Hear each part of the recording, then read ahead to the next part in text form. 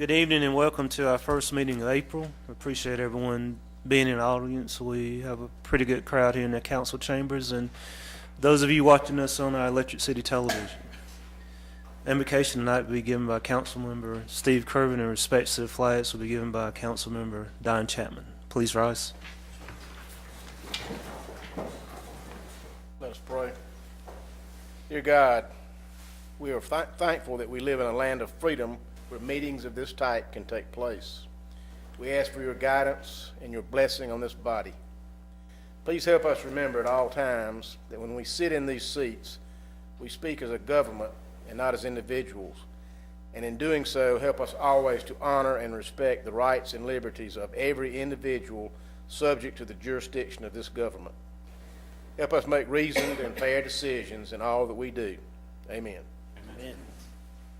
I pledge allegiance to the flag of the United States of America, to the republic for which it stands, one nation, under God, indivisible, with liberty and justice for all.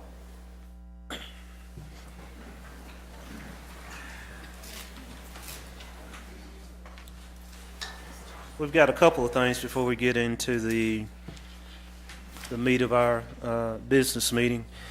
First, we have swearing in of our newest council member, John M. Roberts, and John is going to represent at-large district, at-large seat 8, and presiding over that swearing in will be our city judge, Kenneth M. Mattison.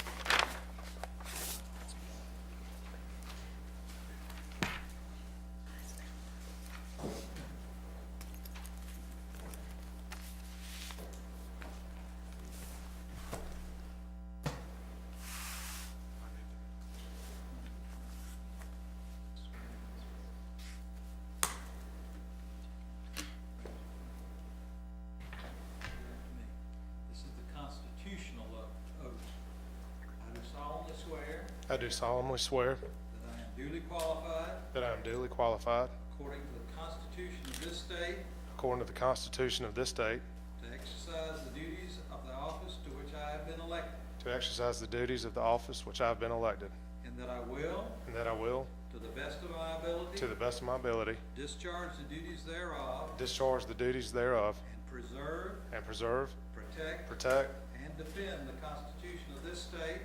Constitution of this state, and of the United States. So help me God. So help me God. Thank you. And now the statutory oath. As a council member of the city of Anderson, As a council member of the city of Anderson, I will equally, fairly, and impartially, to the best of my ability and skill, exercise the trust reposed in me, and will use my best efforts, to preserve the peace, and carry into effect according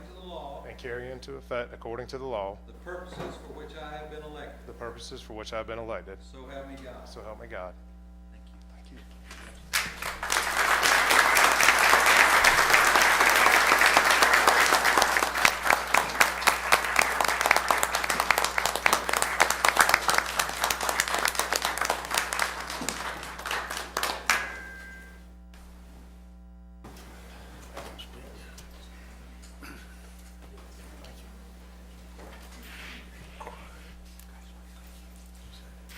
We have a special recognition, and I'm going to ask Chief Horn to come up and join us. We are recognizing a Fire Department Life Saving Awards, Assistant Chief Randy Bratcher and Lieutenant Ron Branyon. Chief.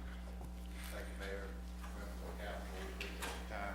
I'd like to call up Assistant Chief Bratcher, Lieutenant Ron Branyon.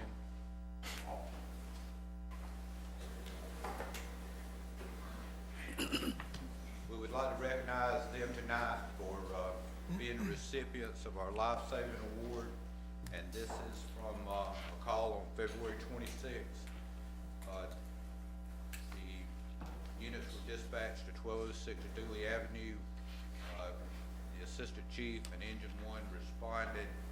They found the patient laying in the doorway, checked him, he had no pulse, was not breathing, initiated CPR, went through several rounds of CPR. When the patient was transported, he already had a pulse back and was breathing. and this is directly responsible for the actions of Assistant Chief Bratcher and Lieutenant Ron Branyon.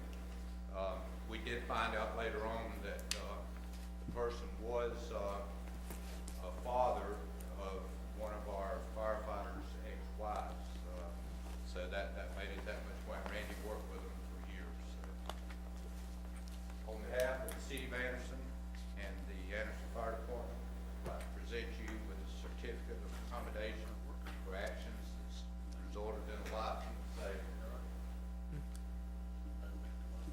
And Battalion Chief Black will also pin the ribbon on your jacket that will remain there for the rest of your career here.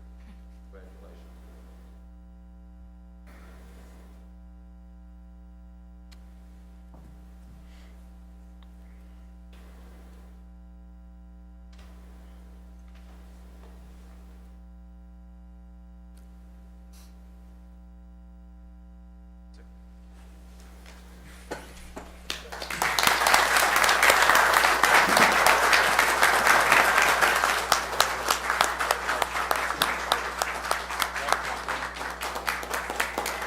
Thanks for that good work.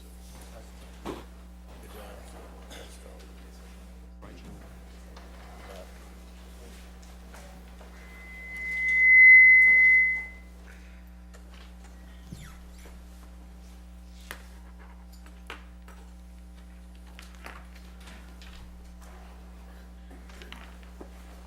We have a couple of proclamations, and our first proclamation has to do with fair housing. I'm going to ask Erica and Willie to come up.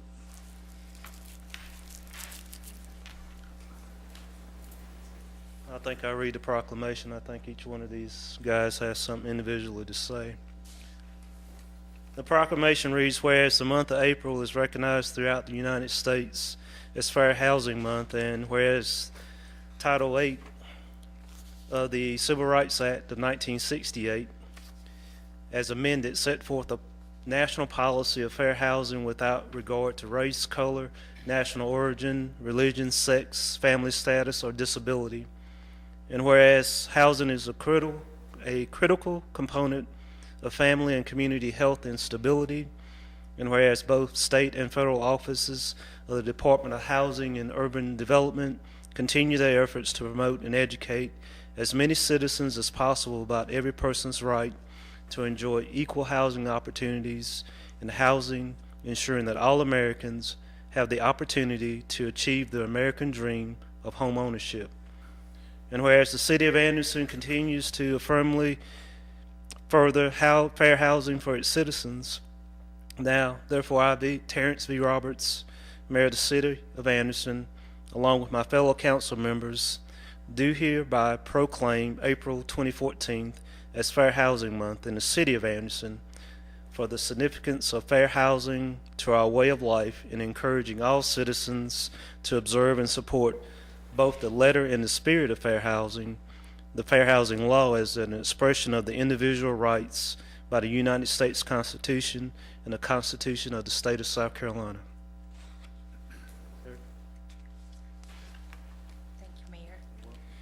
I'd just like to let everyone know that on Thursday, April the 24th, the City of Anderson, along with the Community Housing Resource Board, will be sponsoring a fair housing workshop. It will be held at 6:00 p.m. at the Municipal Business Center on the first floor conference room. And during that workshop, we will be available to answer questions regarding housing discrimination and to educate the community more about the protected classes, as the mayor spoke of, that are protected under the Fair Housing Act. So I'd like to invite all of the public to attend that, as well as our CD Week celebration the following day on that Friday, April the 25th. That will be from 12 o'clock until 3:30 p.m. We'll have staff available to talk about the housing assistance and business development assistance available through the community development program. Thank you, Eric. And this proclamation is in regards to the National Community Development, the Block Grant Program. Whereas the week of April 21st through the 26th of 2014 has been designated as National Community Development Week by the National Community Development Association to celebrate the Community Development Block Grant, the CDBG program, and the Home Investment Program. And whereas as the CDBG program provides annual funding and flexibility to local communities to provide decent, safe, and sanitary housing, a suitable living environment, and economic opportunities to low-end and moderate-income people. And whereas the Home Improvement Partnership, the HOME program, provides funds to local communities to create decent, safe, and affordable housing opportunities for low-income persons. Nationally, over 1 million units of affordable housing have been completed using home funds. And whereas over the past 5 years, our community has received a total of $3,504,620 in CDBG funding and $688,000 in home funds. And whereas the following activities include owner-occupied housing rehabilitation, infrastructure improvement, economic development, the acquisition of real property, relocation, and fair housing have been funded by the CDBG. And whereas in our community and in communities across the nation, 40 years of community development block grant program funding has developed a strong network of relationships among local government, residents, businesses, and nonprofits. Now therefore be it resolved that the City of Anderson designates the week of April 21st through April 26, 2014 as National Community Development Week in support of these valuable programs that have made tremendous contributions to the viability of the housing stock, infrastructure, public services, and economic vitality of our community. Be it further resolved that the community urges Congress and the administration to recognize the outstanding work being done locally and nationally by the Community Development Block Grant Program and the Home Investment Program and Home Investment Partnership Program by supporting increased funding for both programs for the fiscal year 2015. Signed this day, April 14, 2014. Mr. Day. Thank you, Mayor. Appreciate it. At this time, I'm going to ask Erica. She's passing out some information. As the Mayor just stated, this is the 40th anniversary of the Community Development Block Grant Program. And what I wanted to do was, first of all, again, thank the Mayor and the Council for your leadership in our using Community Development Block Grant funds here in Anderson. But I also wanted to give you an idea about what the Community Development Program has done over the last 40 years. The Community Development Program has been operating here in Anderson since 1975. And since 1975, we spent over $25 million in Community Development Block Grant funds. With that, we've used that money to renovate over 540 homes. We've provided for 80 families becoming first-time home buyers.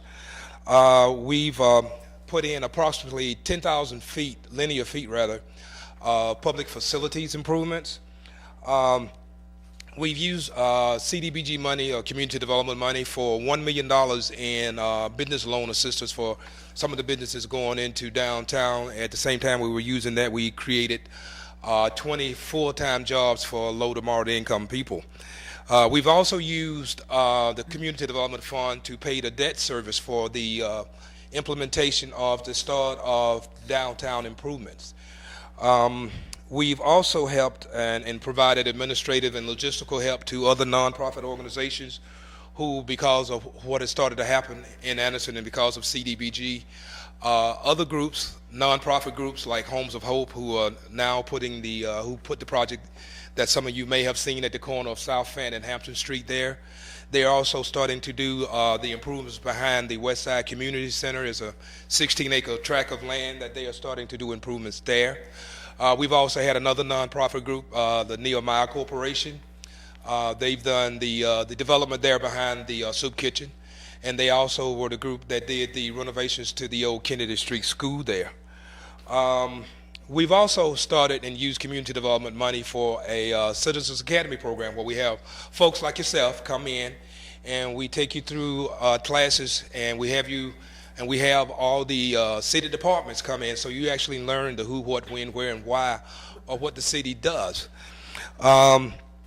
We've also, over the years since CDBG has been here, we've had visits from very high HUD officials from Washington, D.C., from the Clinton and Bush administration, which has really helped us being a small entitlement city like we are.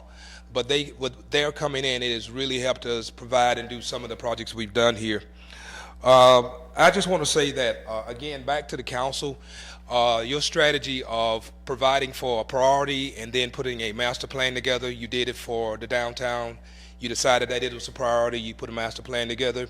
You did the same thing with recreation, decided that it was a priority, you put a master plan together. We've also done the same thing for the neighborhood improvements. That's a priority, and we put a master plan together for that. And I think what that speaks to is your leadership, but I think what it also does from the standpoint of community development, you understand that any improvements in a community development area also means that there's an improvement in the quality of life for all the people who live in Anderson. So again, we thank you for that, and we applaud you for that. Thank you, guys. Appreciate it.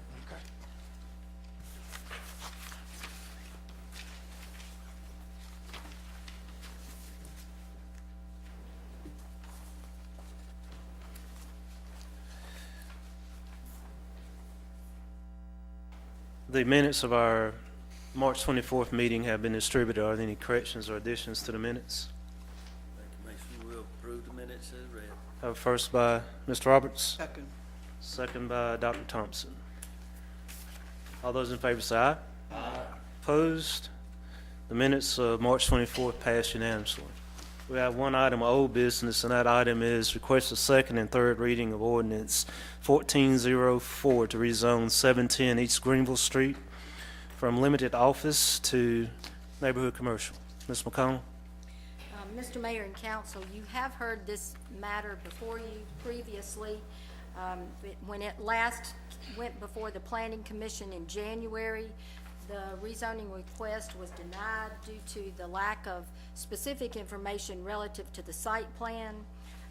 Since that time, Council heard the request for rezoning in February and passed it on first reading. And then on February the 24th, having some public input voiced about not having had ample opportunity to react to the site plan information, you determined that it would be appropriate to send that back to the Planning Commission for review and appropriate public comment on that rezoning. This particular request is from limited office to neighborhood commercial. The site plan shows that it can accommodate the existing building on the property as well as two new buildings which would be built on the site. One of the particular reasons for the rezoning request is for the ability to be able to put a restaurant in one of the new buildings or in one of the buildings on the site, and that is part of what some of the concern expressed at the Planning Commission meeting that was held on April the 1st. There were some people who spoke in opposition to it, and the Planning Commission recommendation was for denial, and it was based upon the concerns from the neighborhood about the type of activities that usage, including the dumpster and pedestrian traffic and so forth, might create. I do think that you have someone, Mr. Robert Lusk is present for the petitioner, and that's the only new information that the staff has to add to this request. Thank you. Maybe before we get into council comments, we will see if there is any public opposition to this particular item. And if so, if you'd like to speak publicly in front of council, I'd ask that you come down to the podium and state your name and your address, please.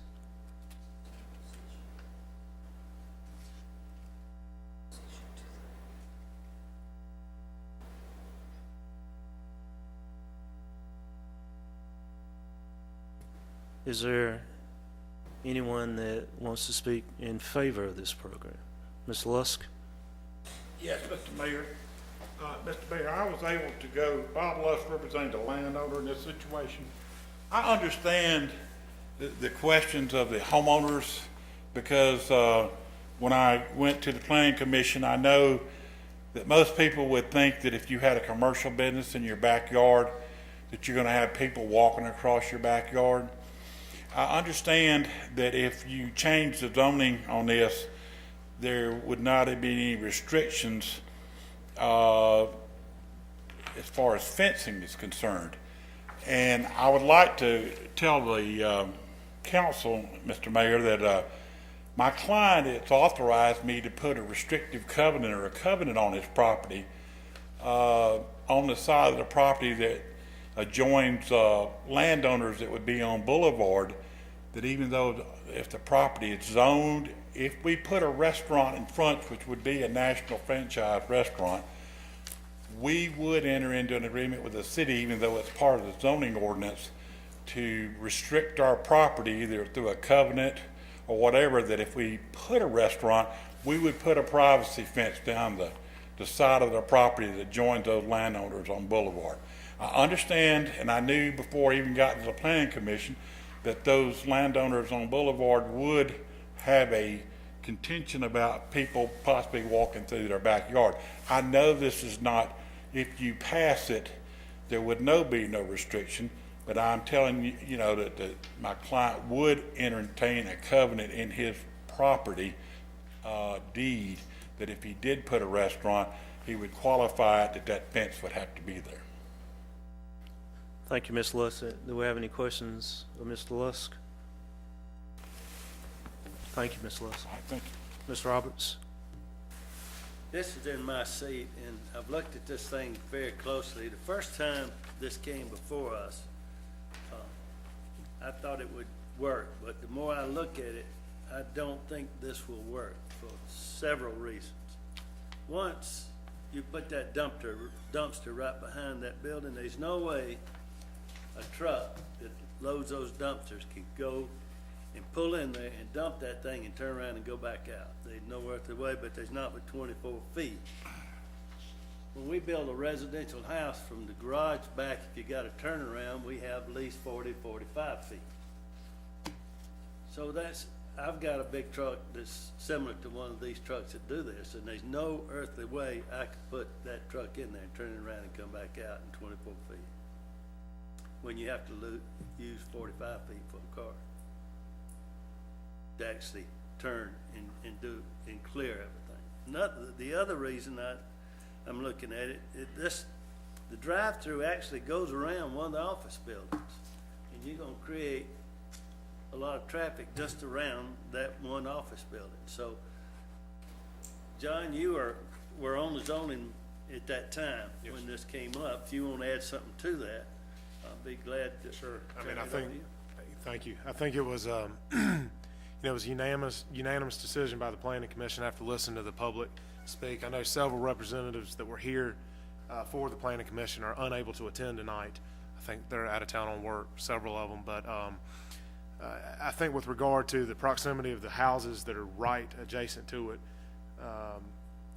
and the dumpster issue, of course, with smell and possible rodents, and also just the layout of the property. The only thing that's going to be restricted from, or would, by making this zoning change, would be to allow the restaurant use. That's basically, I believe, about all that would come out of it. And I just think with the community outcry, and you've had a bunch of calls on it, and I've had calls, and the Boulevard is a historic district right there as well, and I think we need to do whatever we can to protect that. So, any other questions, comments? Well, Ms. Kirven? Something John said, I'm gonna make sure I understand correctly. This property is currently zoned limited office. Correct. So, the only thing on this proposed usage that they've got now that would be prohibited would be the restaurant. Correct. And if they could still develop it for office space and our 3 buildings of offices or any of that. Correct. Is that correct? Yes, sir. Okay. One other thing that hadn't been pointed out, that it's associated with the restaurant is, I see it on this drawing, is drive up, speaker to order, and, you know, that would be an annoying thing for the next door. The biggest thing too, Kirven, if you look at the drive-through, it actually loops around that Yeah, I first saw that, office yeah, building. and that's where that speaker is, on the Well, back. the biggest thing too is it's such a close quarters or trying to pack so much on one piece of property. I don't think you know, these people that's gonna be in that first building there could, you walk out there and these cars coming without parking, just around and around constantly when you get during the rush hour, lunch, late afternoon. I'm not disagreeing with you. But anyway, that's my reasoning why I don't think we ought to do it. And I make a motion that we do not allow it. Second. First by Mr. Roberts, second by Mr. Lockridge. Further discussion? All those in favor say aye. Aye. Opposed? Does not pass on the second and third reading.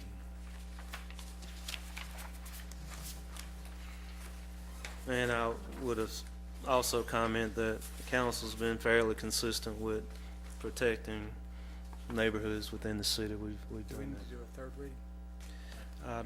Do we need to? No, I didn't think so. We'll move to our new business. The notice request consideration of a contract for bicycle, pedestrian, and greenway plan for the downtown area. Ms. McConnell?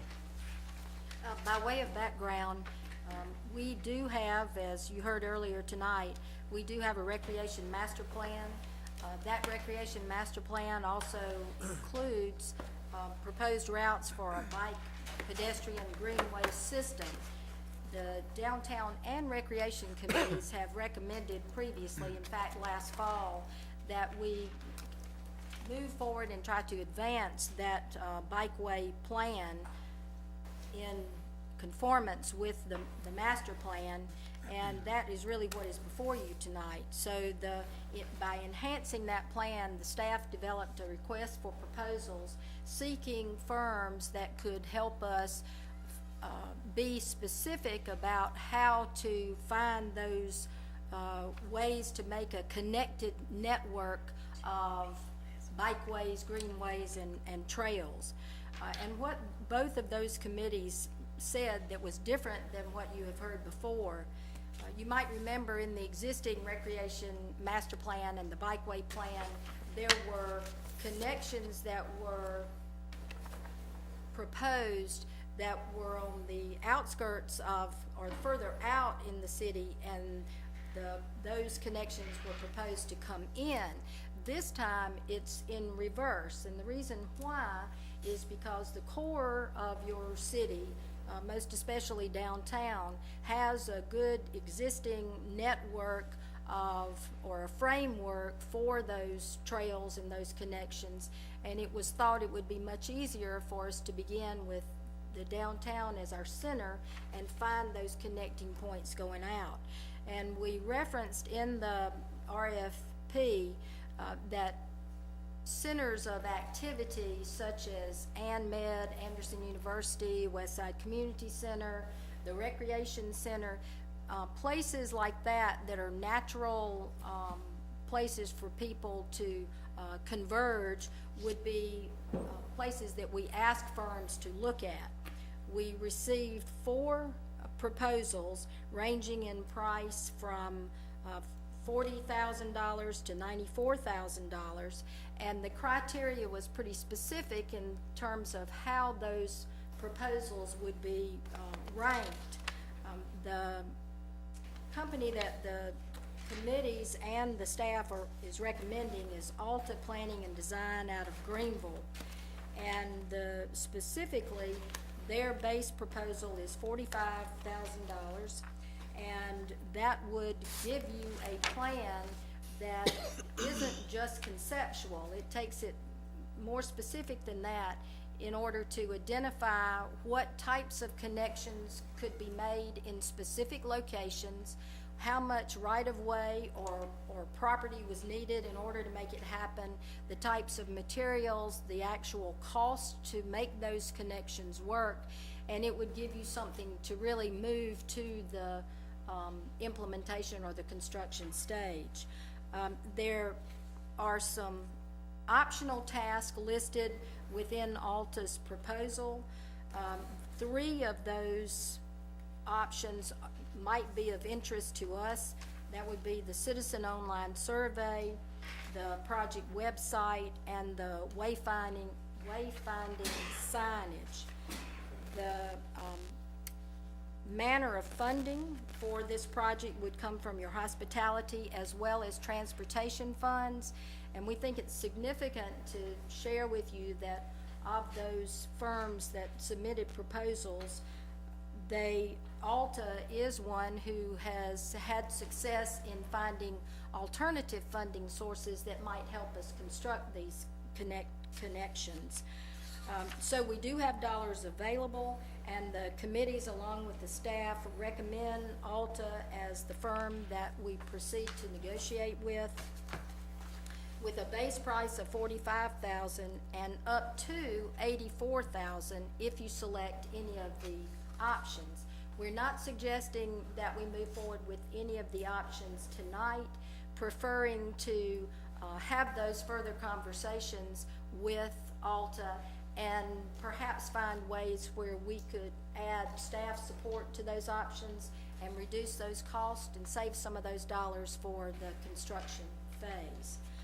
We also have with us Bobby Bevel, who can help answer any other questions that you might have about these proposals and the companies.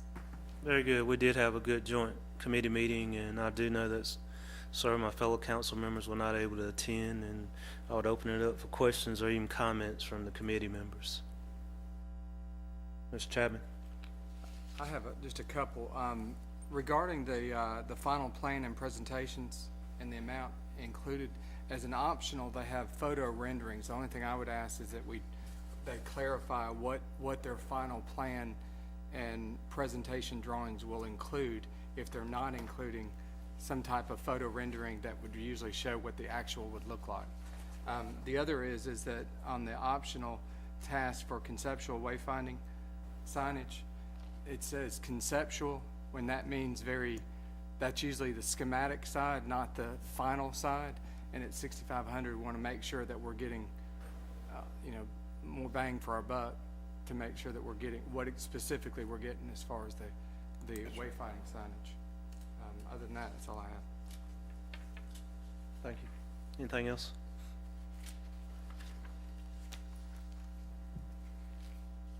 You answered it all, Bobby. Call for the question. I'd entertain a motion. I move that we adopt the contract with Alta Planning and Development. Second. First by Ms. Lockhart, second by Dr. Thompson. Further discussion? All those in favor say aye. Aye. Opposed? Passes unanimously. Thank you. Very excited about this. Great job. Let's get it going. Before we go to administrative briefing, we have a couple of representatives from Troop 84. We have Hayden Nix. Raise your hand, Hayden. All right. And we also have Jackson Amon. That name sounds familiar around here.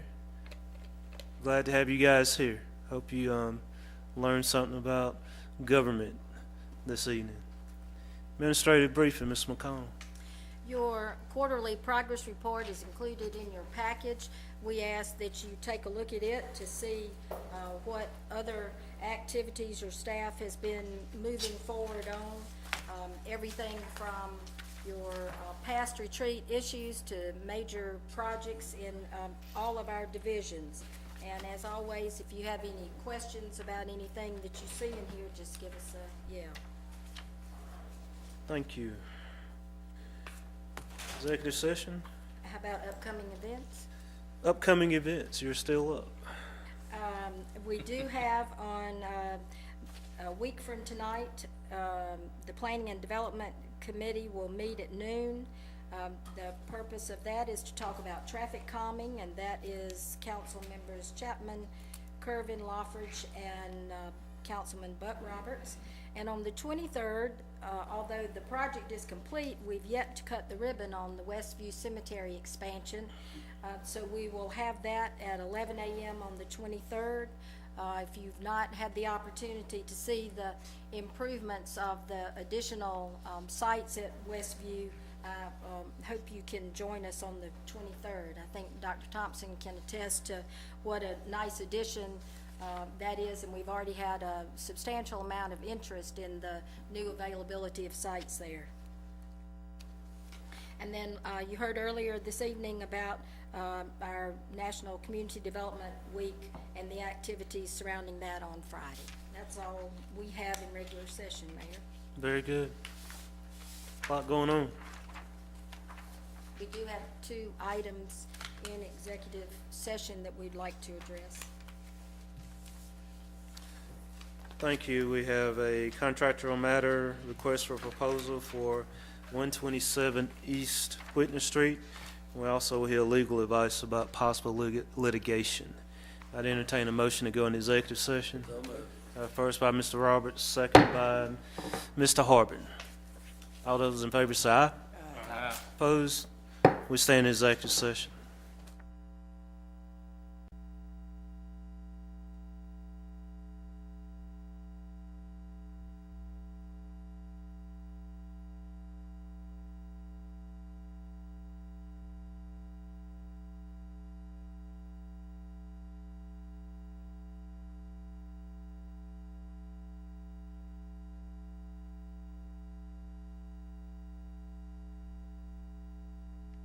Entertain a motion to come out of executive session. So moved. First by Ms. Lockhart, second by Dr. Thompson. All those in favor say aye. Aye. Opposed? We're out of executive session. In executive session, we had a contractual matter, request for proposal for 127 East Whitney Street. And we want to take action on this and bring it back to the meeting, the full body of the meeting, so I would entertain a motion. So moved. I'll make a motion, we add it to the agenda. Ms. Harbin has made that motion, and Ms. Roberts second. All those in favor say aye. Aye. Opposed? 127 East Whitney Street has been added back to the agenda. I'm gonna ask Ms. McConnell for a brief explanation of this agenda item. You may remember that we took requests for proposals on our properties adjacent to Carolina Wren Park. 127 East Whitner is the subject of this tonight, and the offer that is on the table for your consideration is a contract with NAI Earl Furman for 127 East Whitner in the amount of a purchase price of $175,000. This would meet the intention of the city's desire when we refurbish this building to put that building back into private ownership so that it goes back on our tax rolls, and the contract would provide for closing within 30 days or so after the feasibility period and the due diligence period. But we are excited about this opportunity and the catalytic effect that this new ownership and new use in that property will have for downtown. Any other questions, comments? Make a motion. Go ahead. Go on, Don, you do it. Make a motion, we accept this proposal for $175,000 to the Furman Company. Second. First by Mr. Chapman, second by Dr. Thompson. Further discussion? Your action also would authorize the city manager to sign this contract on your behalf. All those in favor say aye. Aye. Opposed? We pass it unanimously. And as Linda said, I think on top of that, just having a firm that's recognized in upstate South Carolina throughout the state and nation is a asset to the community. I'd entertain a motion to adjourn. So moved. First by Mr. Roberts, Second. Second by Mr. Lockridge. All those in favor say aye. Aye. Opposed? We stand adjourned.